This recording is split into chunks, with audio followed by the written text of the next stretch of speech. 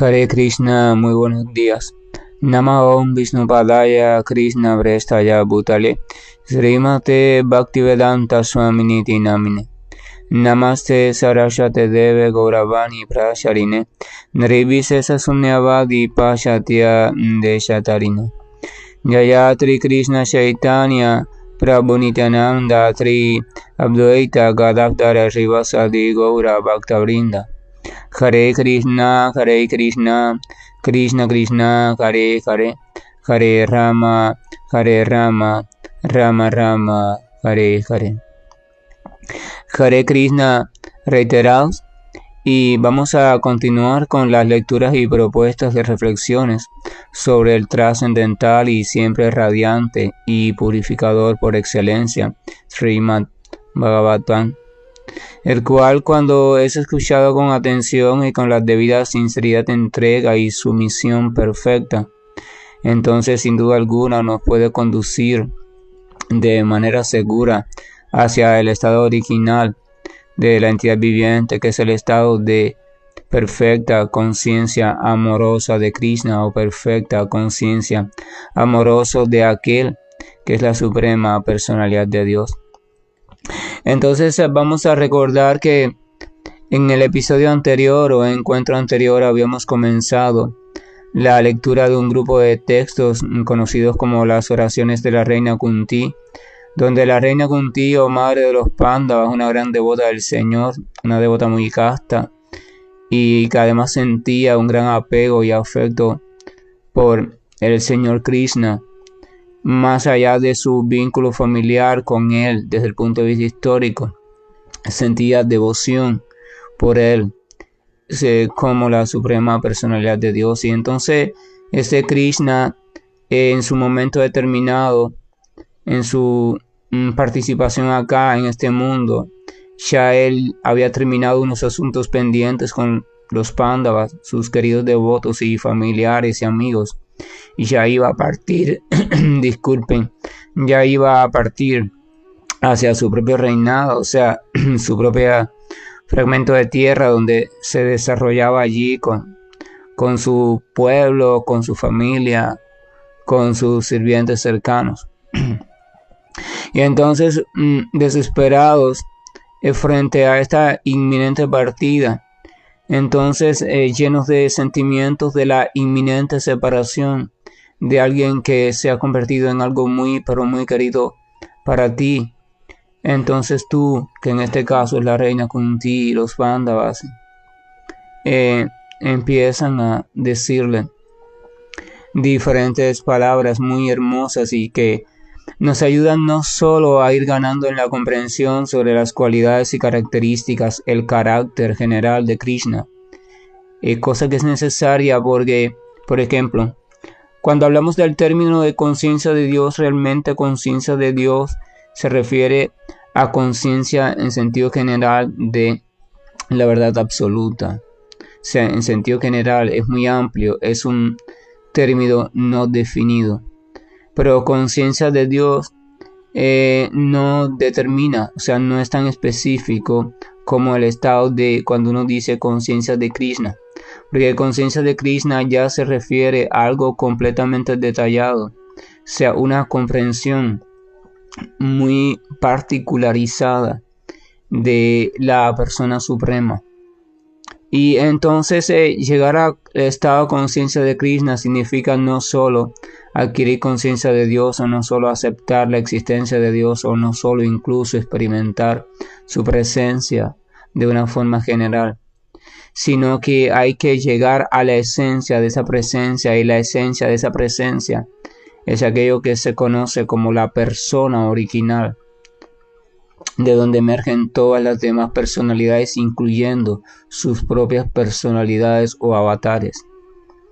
Entonces, la reina Kunti aquí en estas oraciones nos está dando algunos detalles sobre ese Krishna, que al mismo tiempo son detalles sobre Dios, o sea, nos da características que nos ayudan a comprender un poco más a Dios, pero comprenderlo como persona suprema, y específicamente como Krishna, o sea, como aquello o aquel que resulta sin duda alguna lo más atractivo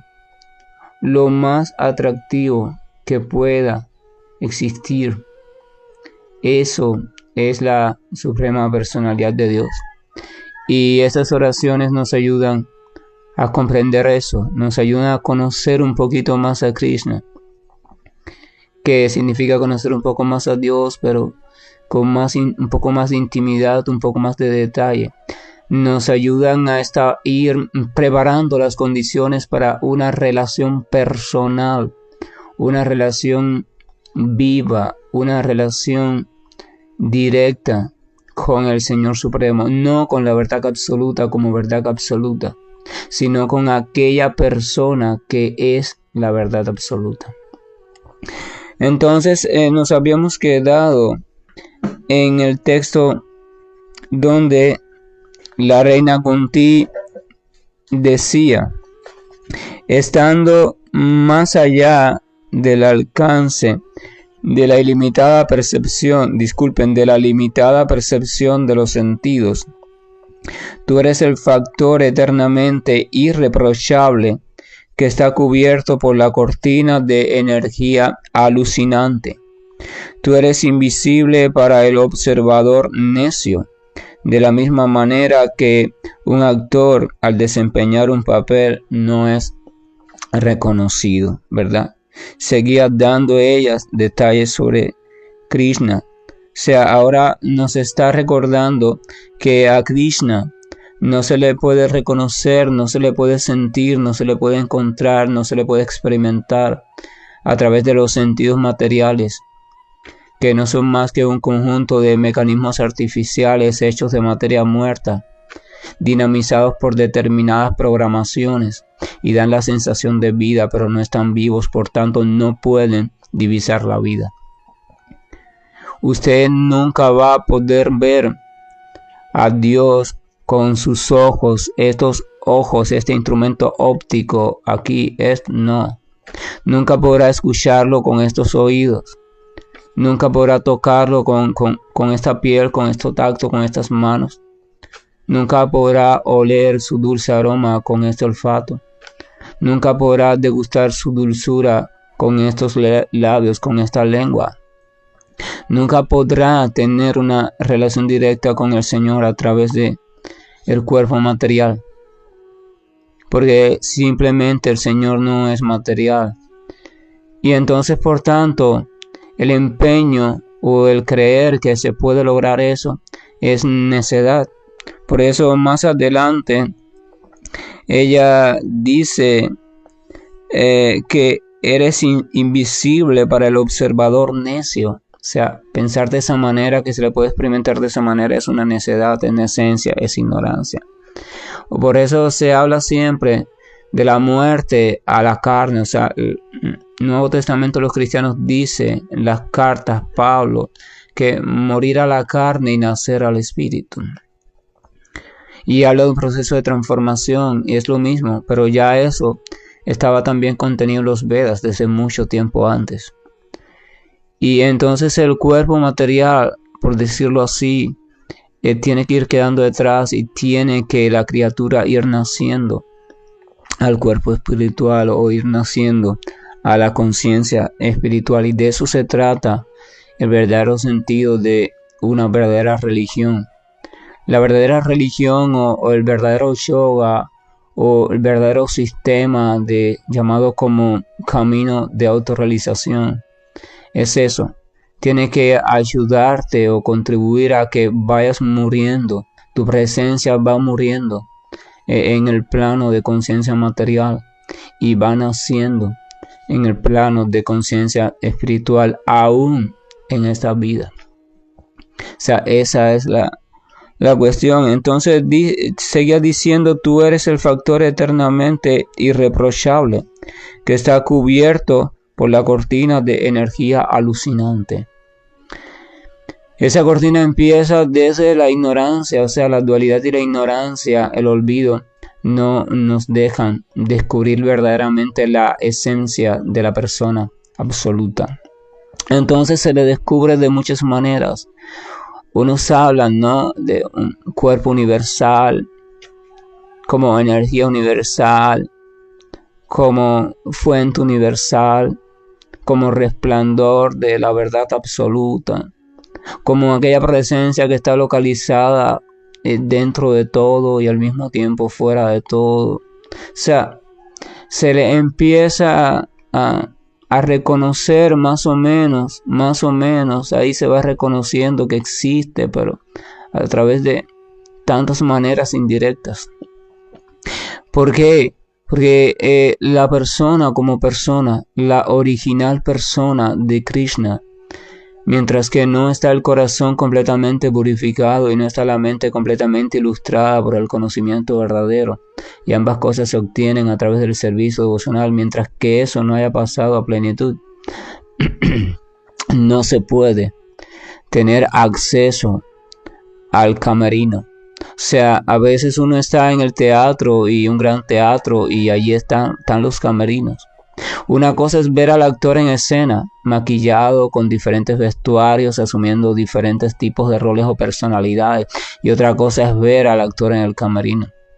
Porque en el camerino ya se ha quitado el maquillaje, se ha quitado el vestuario de la escena, y ya puedes ver al actor tal y como es.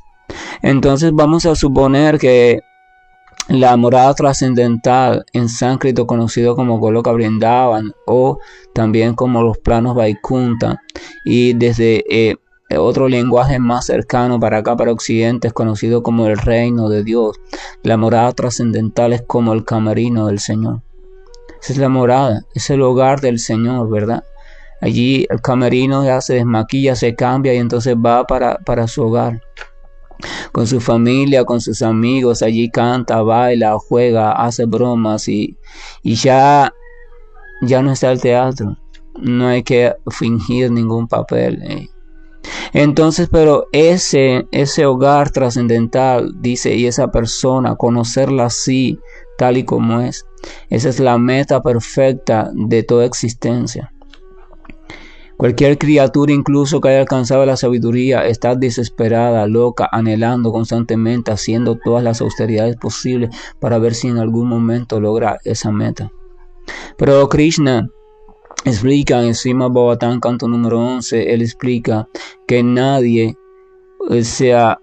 o nada le es tan querido a él, ni las austeridades, ni la caridad, ni las misericordias, ni las compasiones, ni los rituales, ni no sé cuántos cantos o fórmulas religiosas, ni los vestuarios, ni las costumbres culturales, ni un lenguaje u otro lenguaje. Nada, él explica, nada me es tan querido como el amor puro de mi devoto. Entonces ese es el problema. O sea, para acceder a la morada trascendental de Krishna, para acceder a la morada trascendental del Señor tal y como Él es originalmente, no se puede llegar por ningún medio.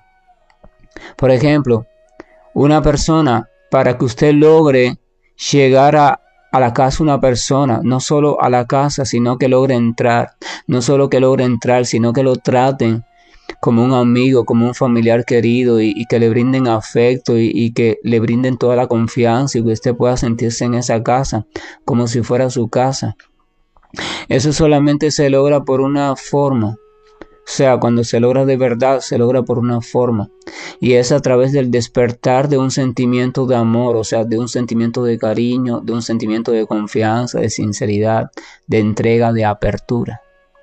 Entonces, del mismo modo, podemos comprender que al Señor como persona en su estado original y en su morada original no se puede acceder sino a través de el amor puro. El amor puro que se va demostrando por sí mismo hasta que llega a ser completamente confiable, hasta que llega a ser completamente puro. Entonces uno, lo quiera o no lo quiera, es invitado. Se le da acceso a la morada del Señor Supremo. Mientras tanto, uno puede ir teniendo roce con Él, pero siempre a través de una de sus expresiones. A través del Brahmano, la verdad absoluta, a través del conocimiento filosófico, a través de los Vedas, a través del Srimad Bhagavatam, a través de la Biblia, a través del Corán, a través de esto, a través de un canto, a través de una glorificación, a través de un mantra, a través de lo que sea, de una imagen, de lo que sea. pero no puedes llegar a ver, a comprender, a estar allí, relacionándote directamente con su forma original. No se puede. Entonces Krishna lo dice solamente a través del amor puro. Es lo único que realmente. Por eso también Krishna explica lo siguiente, los textos explican lo siguiente, que no hay ninguna cualidad del mundo material, no hay ninguna cualidad en el mundo material de la cual dependa el éxito perfecto de la vida. O sea, el encontrarse directamente, reconocer directamente y servir directamente, afectuosamente, amorosamente a Krishna en un intercambio, porque no es un servicio unidireccional, es un intercambio amoroso, fascinante. Y entonces, ninguna cualidad, no hay nada que te pueda capacitar para eso. Las cualidades te ayudan a ir accediendo a la modalidad de la bondad pura o a la modalidad de la conciencia pura, pero no te capacitan simplemente para acceder a esa oportunidad de interrelación directa con el Señor solo a través de desarrollo de amor puro, conocido también como prema. Y ese desarrollo de amor puro es un fruto, y todo fruto viene de un árbol, y ese árbol se es conocido como Bhakti Lata, o sea, la enredadera del Bhakti o el árbol del Bhakti. Y ese árbol del Bhakti debe entenderse que es el propio Señor que misericordiosamente asume la forma de árbol. Pero un árbol tiene que ser cultivado y protegido mientras va creciendo para que sus frutos sean buenos. Y ese cultivador es el propio Señor en la forma de devoto puro. Pero un árbol cuando da frutos, ese fruto tiene que ser consumido por alguien, que es quien dice, wow, qué bueno está. Ese que consume es el propio Señor también. Y cuando el árbol produce mucho, hay que repartir los frutos, y ese que los reparte es el propio Señor. Entonces por eso se explica que el Señor Chaitanya, el avatar dorado, se manifestó acá en esta tierra hace aproximadamente 500 años, y él hizo el papel de árbol, el árbol del servicio devocional. Él hizo el papel de los frutos del servicio devocional. Él hizo el papel de aquel que lo consume, de aquel que lo reparte, de aquel que lo cultiva, que lo riega. Lo hizo todo. Pero ¿dónde está la misericordia? Señor Chaitanya Mahaprabhu dijo, este árbol está dando tantos frutos que aunque yo quiera comerlos todos no voy a poder. Y entonces voy a necesitar repartirlos, pero yo solo no voy a repartir, no voy a poder repartir todos los frutos por toda la tierra.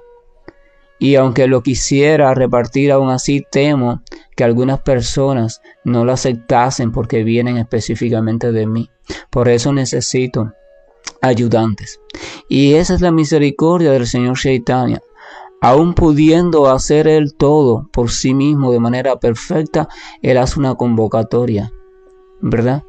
Vamos a suponer que en un lugar hay una empresa, y esa empresa realmente no necesita más trabajadores porque con los que tiene ya es suficiente, pero el dueño de la empresa se da cuenta de algo, que los habitantes de ese lugar, las familias de ese lugar están pasando hambre y tienen pobreza. Y entonces, ¿qué hace él?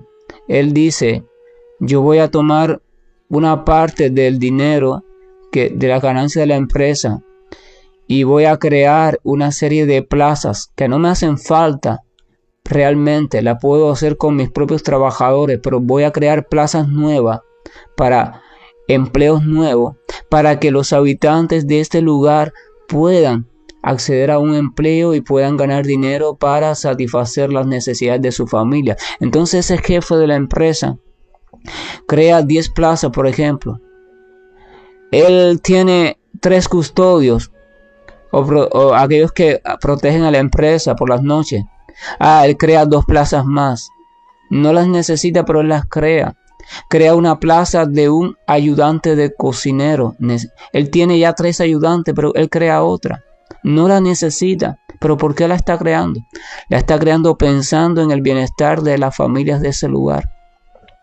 Entonces el señor Chaitanya, el Señor cuando se manifiesta en la forma de Chaitanya o avatar dorado para propagar el canto de los santos nombres, Él hace eso. Él funciona en este mundo como el árbol del servicio devocional. Y Él comienza a esparcir el servicio devocional para que todo el mundo pruebe la dulzura de los frutos del amor de Dios. Pero entonces Él hace una convocatoria arriba, Él llama. Él dice, todo aquel que quiera participar conmigo de esta maravillosa obra, de ser parte del árbol del servicio devocional y dar fruto en abundancia y que este fruto sea beneficioso para toda la humanidad, pues que me siga. Hay una cosa parecida en Jesús de Nazaret, ¿no? Jesús de Nazaret también hace una convocatoria, Él llama, síganme. Porque el yugo que yo tengo, Él dice, el yugo que yo tengo no pesa, o sea, es liviano. Mi carga es ligera, dice Jesús. Y entonces dice que el agua que yo ofrezco mata la sed para siempre, o sea, la palabra que yo doy, la enseñanza, la oportunidad que estoy dando, acaba con el sufrimiento, hace trascender el sufrimiento. Entonces esa es la señal de las grandes almas. Ellas lo pueden hacer todo solas, pero aún así, por misericordia, dan la oportunidad para la felicidad de la entidad viviente. Y entonces la reina Kunti seguía diciendo, tú eres invisible para el observador necio, de la misma manera que un actor al desempeñar un papel no es reconocido. En el texto número 20 dice, tú mismo desciendes para propagar la trascendental ciencia del servicio devocional en los corazones de los trascendentalistas adelantados y en los corazones de los especuladores mentales, los cuales se purifican por el hecho de ser capaces de discriminar entre la materia y el espíritu. ¿Cómo entonces podemos nosotras, las mujeres, conocerte perfectamente? Aquí sigue dando detalles sobre Krishna. Dice, tú mismo, o sea, tú, Krishna, suprema personalidad, tú mismo desciendes, tú eres quien desciendes para propagar la trascendental ciencia del servicio devocional en los corazones de los trascendentalistas adelantados y de los especuladores mentales. O sea, le está diciendo, únicamente tú y por medio de ti es que el servicio devocional verdadero, no el ilusorio, no la imitación de servicio devocional. Tenemos que tener en cuenta eso. El mundo material es un mundo de imitación. Por ejemplo, a veces usted puede entrar a la casa de una persona y esta persona puede tener diferentes cuadros de pintores famosos en la pared. Cuadros que cuestan millones de dólares. Pero si usted no es un conocedor del arte muy preparado, usted va a ver esos cuadros y va a pensar que son originales, pero en verdad, cuando un conocedor venga que haga el examen de esos cuadros, se va a dar cuenta que son simplemente reproducciones, copias, muy bien hechas, parecen el original, pero no son el original. Por tanto, no valen ni siquiera el 1% de lo que podría valer el original. O usted llega a una casa y ve una vitrina, y en esa vitrina ve numerosas copas, y esas copas son doradas, y usted dice, wow, y eso, y el dueño le dice, no, esas copas son copas de oro que mi bisabuelo me dejó. Y usted dice, wow, y usted se queda fascinado. Pero cuando viene un experto en metales, examina las copas, se da cuenta que no son de oro. Son simplemente hechas de un metal con una cubierta dorada y se hace pasar por el oro, pero son falsos. Y entonces lo mismo pasa en este mundo material con el servicio devocional. A veces hablamos de servicio devocional tan a la ligera y tomamos cualquier cosa por servicio devocional, pero servicio devocional no es cualquier cosa. El Bhakti Yoga no es cualquier cosa, ni la puede enseñar cualquiera, ni la puede comprender cualquiera, ni la puede transmitir cualquiera. se necesita del permiso y la gracia del Señor. Si no, no se puede. Una persona puede incluso leer textos, muchos textos relacionados al Bhakti Yoga, aprendérselos, entenderlos desde el punto de vista del pensamiento materialista y filosófico, y hasta explicarlo de manera muy maravillosa, y aún así no estar transmitiendo ni un 1% de Bhakti Yoga, porque la ciencia real del Bhakti Yoga es trascendental. No pertenece a este mundo, pertenece a la morada suprema, pertenece al Señor. Y eso quiere decir que solo el Señor o aquel que ha sido autorizado por el propio Señor, empoderado para eso, solamente ese lo puede transmitir de manera original, de manera veraz. Y esa es una de las causas que hace que el Señor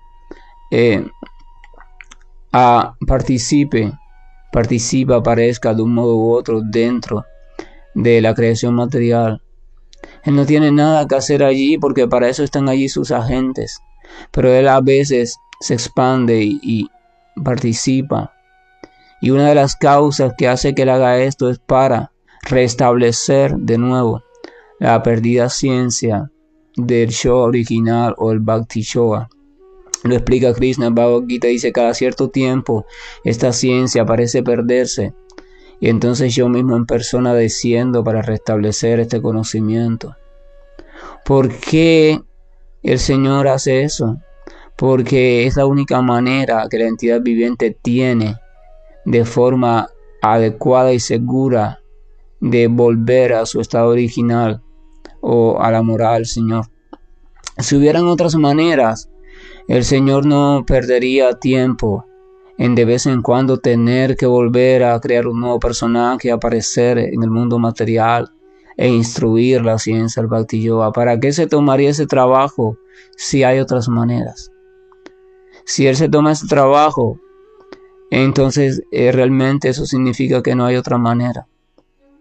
Hay muchas otras maneras de ir llegando poco a poco a un estado de conciencia tal donde usted comprenda que la única manera es a través del servicio devocional, es la única manera de la verdadera salvación de la entidad viviente.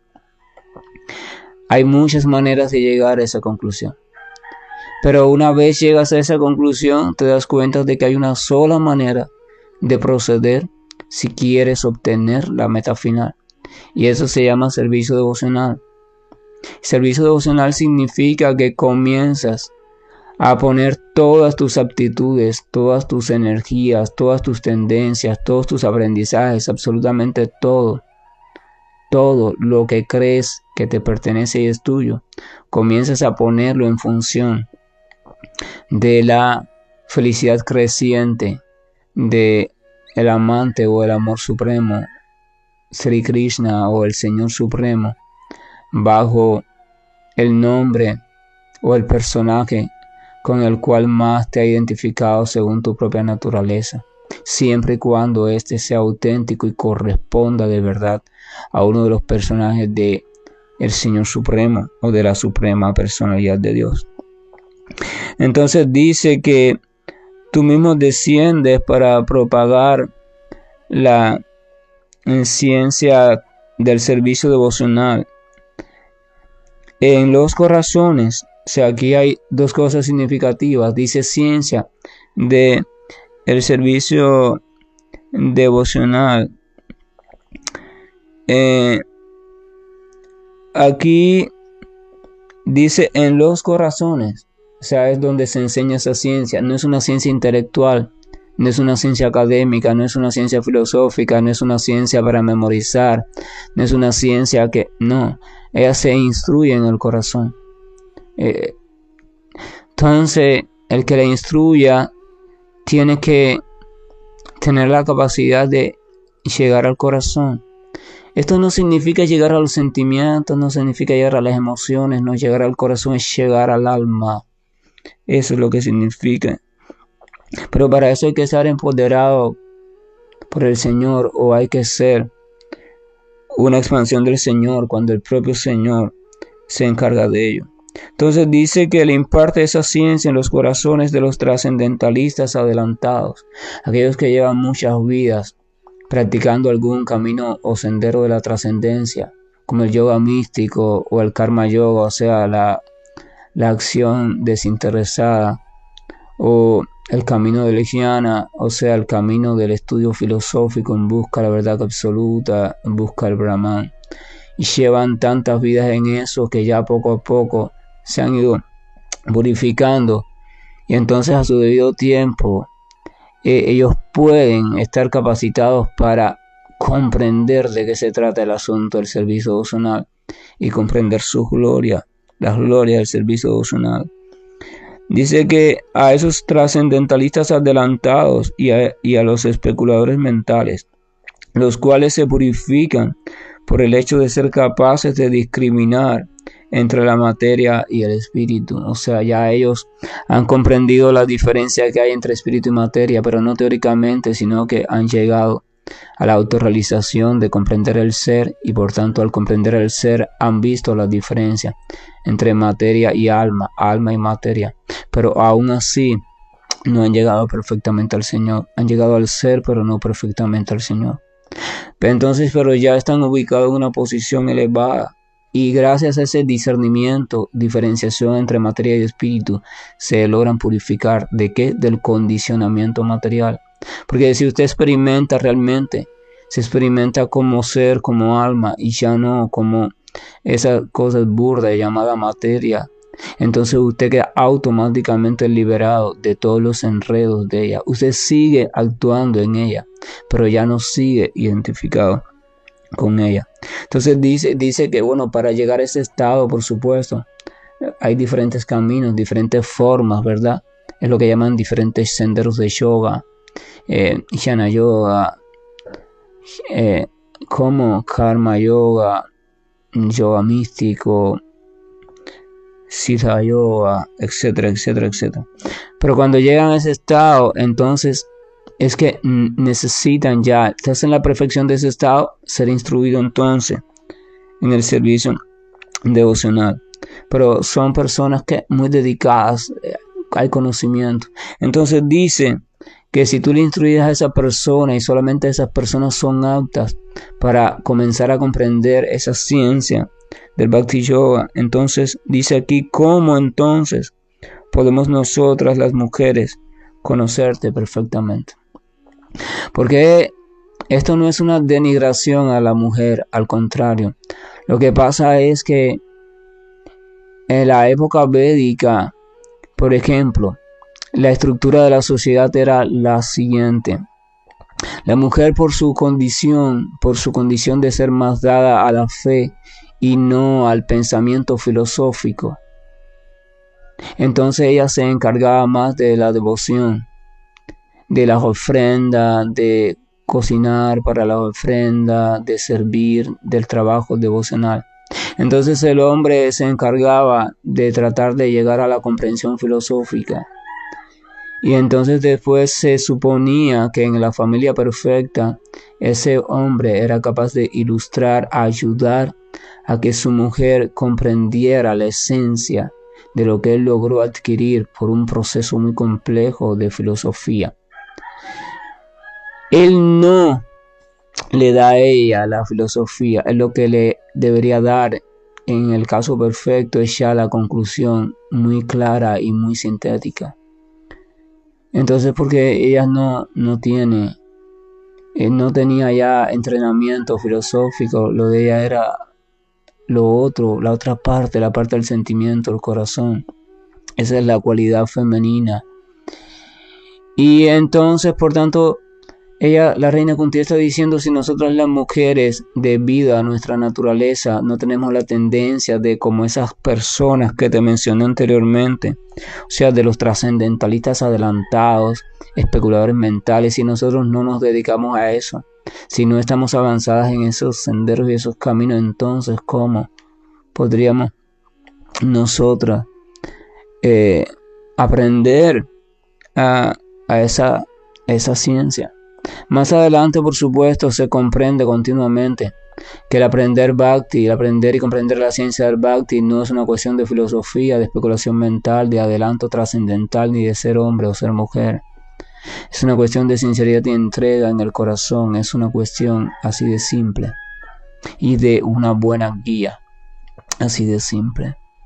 Y entonces, ahí está el texto número 20. El 21 dice: por consiguiente, permítaseme ofrecerle mis respetuosas reverencias al Señor, quien se ha convertido en el hijo de Vasudeva, el placer de Devaki, el niño de Nanda y de los demás pastores de vacas de Vrindavan, y el que anima a las vacas y a los sentidos.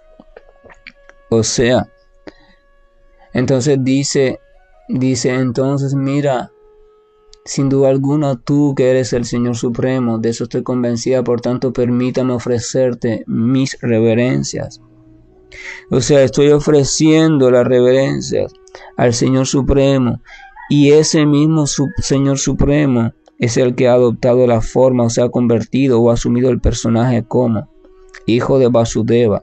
Este Vasudeva es el padre o funcionó como padre acá cuando Krishna apareció.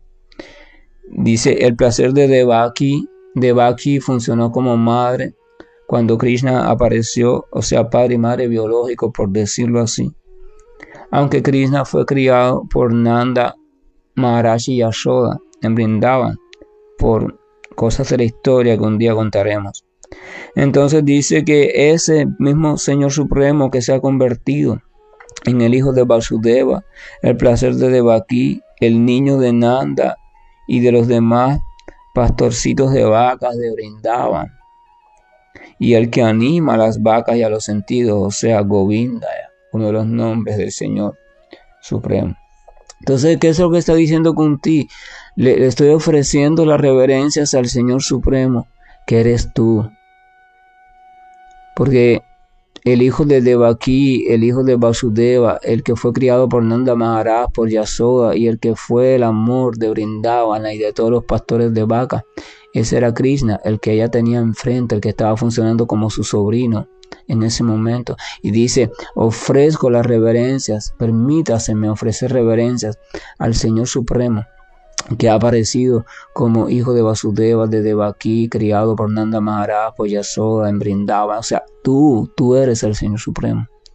Constantemente la reina Kunti está reafirmando esto.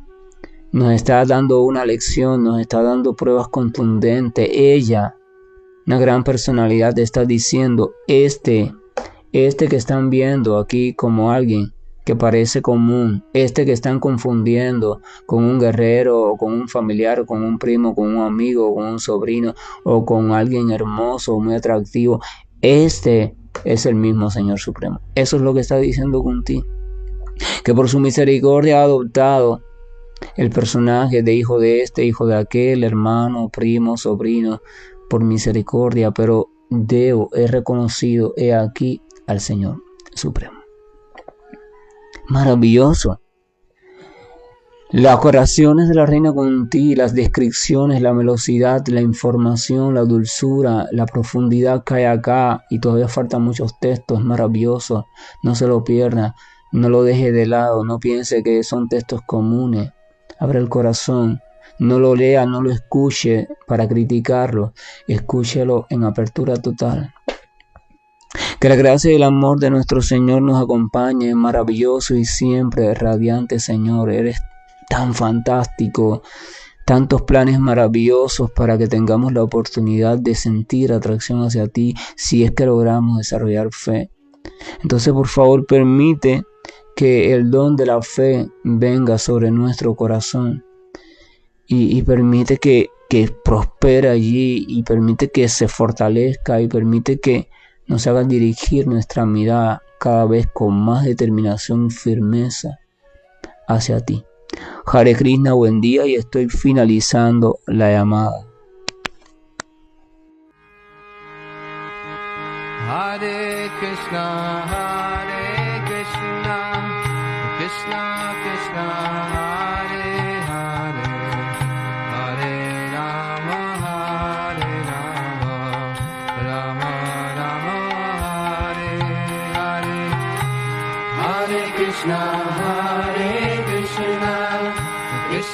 Krishna, Hare Hare, Hare Rama, Rama Rama, Hare Hare, Hare Krishna,